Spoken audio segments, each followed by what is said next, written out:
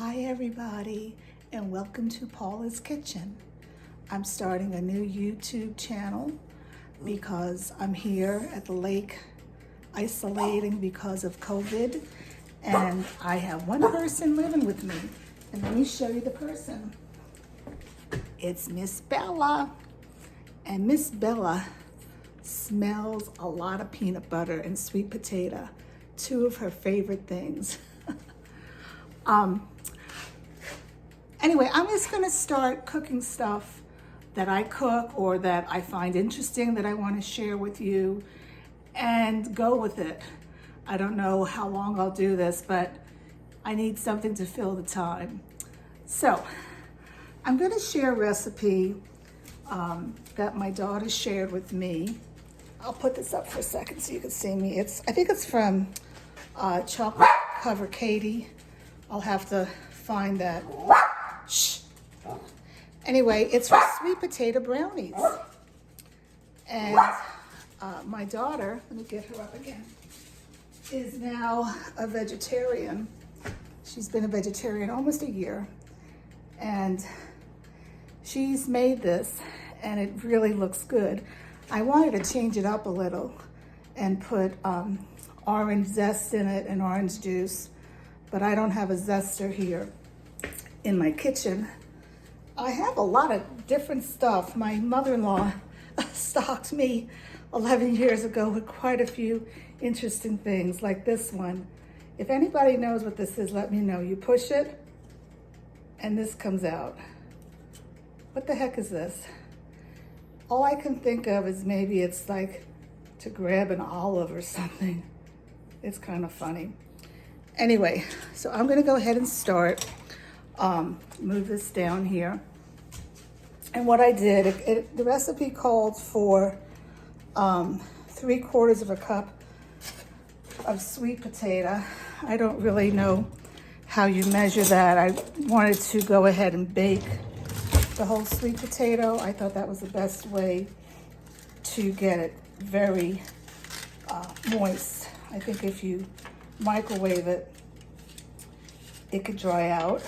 And if you boil it, you're gonna lose a lot of the nutrients. So I'm just gonna wing it and see what 3/4 is. I think that's probably around that. But the first thing I needed to do was, let's see, look at the ingredients, the directions here, is to, I have a food processor here. Can you see that? And I'm going to put in the sweet potato. So I'm gonna put this all in, and Bella would like some, but it's way too hot for her. Okay. This would really be good with orange zest and orange juice. But I don't have that, like I said, so we'll just go with this. Okay, to this, let me go back here. I've never made this, so you have to bear with me. I'm going to add a cup of peanut butter or almond butter. And they said they wanted you to get it kind of loose, but this is a brand new jar, so it's pretty loose. And I'm gonna pour that in here. And now I use natural peanut butter. You gotta be careful when buying peanut butter. You don't want something that says no sugar, but then it has xylitol in it. You don't want that, because I wouldn't want that for myself. And plus, xylitol is poisonous for dogs.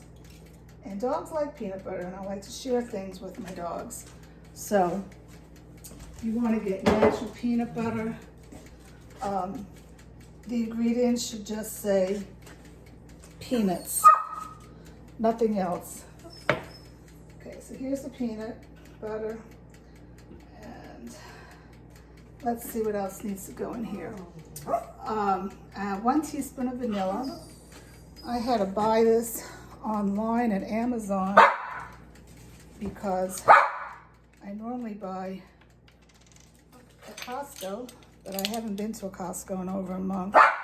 So 1 teaspoon of pure vanilla extract. Vanilla has gone up so much in price. It's ridiculous. Okay, now let's see what else. I'm gonna mix this around in, I don't know where my, oh, here we go. The mixer is here. Okay.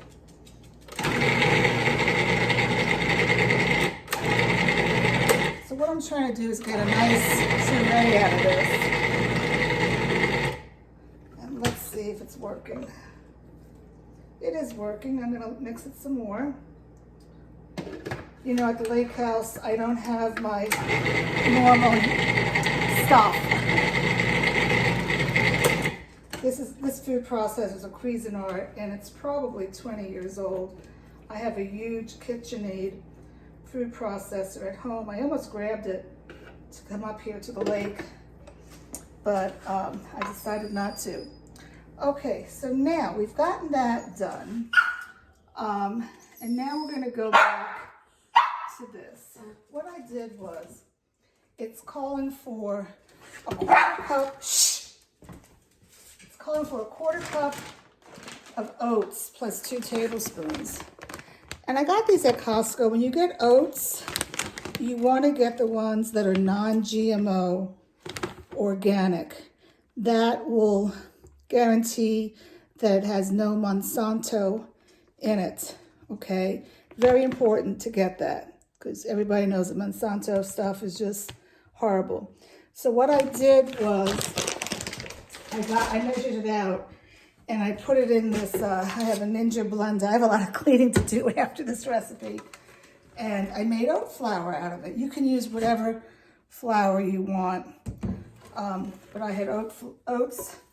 So I have white flour too, but I try not to use white flour. I really try to stay away from it if I can. And to that, we need to add 2/3 cup of sugar. And you can use any sugar you want. I got this on Amazon. It's coconut palm sugar. And not that I am a diabetic, but if you are, this is a better sugar for you to have. And let's see, how much did I say I needed? 2/3 of a cup. Okay, so I'm gonna add, I thought the coconut would be good with the sweet potato. It's a lot of sugar, isn't it? Okay, and this sugar has some lumps in it, lumps and bumps. You don't want to have that. Okay, so to that, I need to add 1/4 cup of cocoa powder. Now, I'm not going to use cocoa powder. I'm going to use cacao powder. You know, don't tell me, don't ask me what it's about, but I've heard it's much more healthier. Costco sells it. I got this on Amazon. I think it's less refined than cocoa powder. So I need to add 1/4 cup plus 2 tablespoons. So I'm going to put the tablespoons in first because I'm right here. And this is bitter. You just don't want to like put this in your hot cocoa. You have to add some sugar to it, and that's why there's sugar in here.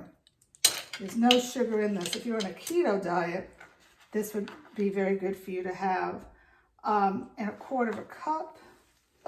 Getting the measuring cups here. Let's see. This is a 1/4 cup. I'm gonna put this in here. Okay. Now, what else do I need to add? I need 1½ teaspoons of baking soda. 1½ teaspoons. 1 teaspoon. I can't wait to go to Trader Joe's because I really like to get their baking powder and baking soda in the tin. But this is all I have right now. I had a neighbor who was very nice. She's been shopping for me. But I am gonna go this week. I found an N95 mask in the garage. So I need a half a teaspoon now. And I'm gonna go and get a bunch of stuff for Bella. We really need some asparagus for her. She eats them a lot. I'm not gonna go to Trader Joe's though. That place is gonna be way too crowded for me, even though I've heard they're practicing social distancing there. Okay, and then I'm going to get my whisk and whisk this all together.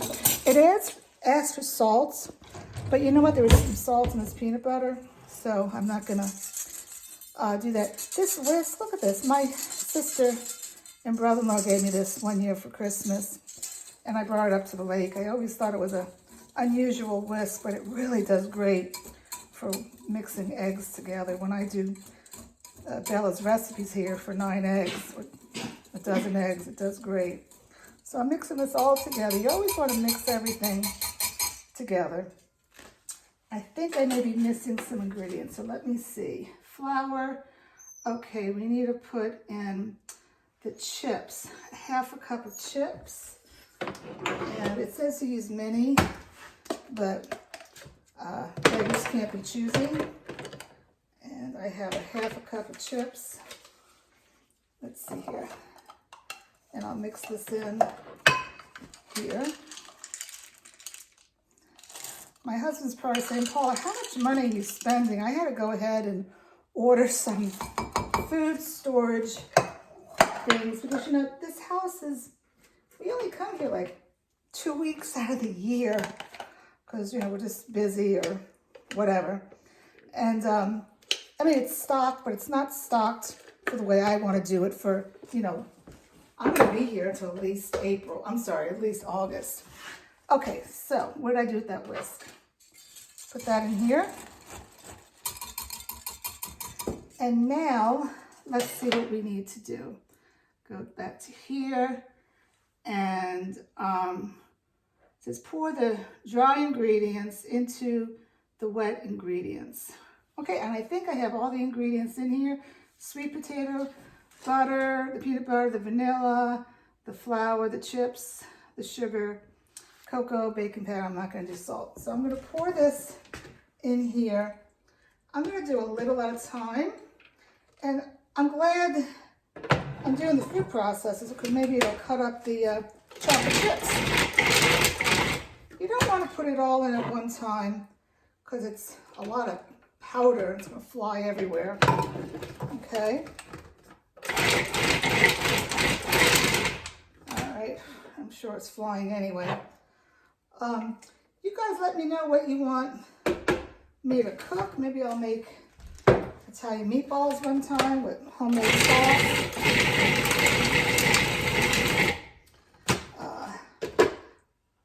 I need to get back to cooking here. All right, so this is done.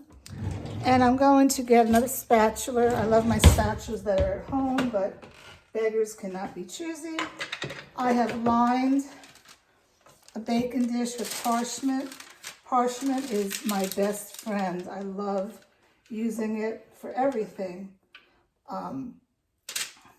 When I bake cookies, I'll use parchment paper. Nothing sticks. Okay, I'm going to pour this in here.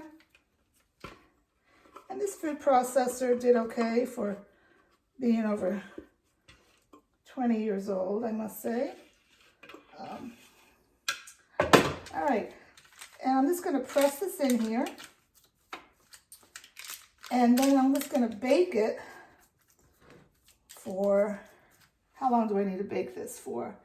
20 minutes at 325. I have not preheated the oven yet because I have everything on my oven because I'm working in a small, it's not really a small kitchen, but I want everybody to see what I'm doing. So I want to shout out to my daughter, Lena, for being an influencer. She's teaching me some stuff. I'm just so amazed with her. But here, this is what it looks like. And it smells delicious. And if you want the recipe, let me know.